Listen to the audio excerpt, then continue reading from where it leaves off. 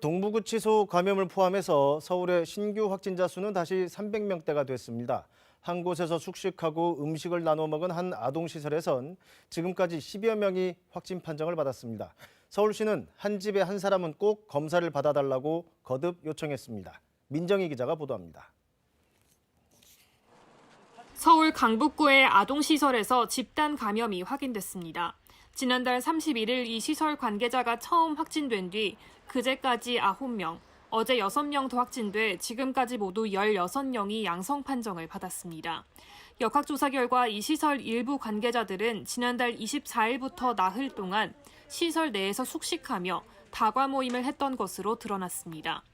집단 감염이 이어지며 서울에선 어제 하루 코로나19 확진자가 329명 늘어 누적 확진자가 2만 명을 넘었습니다.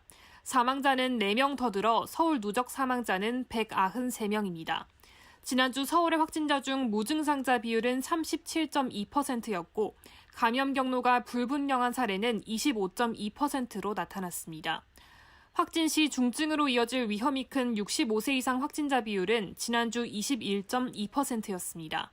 사망자는 지난주 29명으로 2주 전보다 5명 더 늘어 여전히 많이 확인됐습니다. 최근 한 주 동안 집단 발생 사례는 동부구치소 관련이 400명을 넘어 가장 많았고 병원과 요양시설, 종교시설, 다중이용시설, 직장 순으로 나타났습니다. 서울시는 5인 이상 사적 모임 금지와 사회적 거리두기 2.5단계 조치를 오는 17일까지 연장한다고 밝혔습니다. 유흥시설 5종과 방문 판매 등 직접 판매 홍보관, 노래 연습장, 실내 스탠딩 공연장의 집합 금지는 계속됩니다.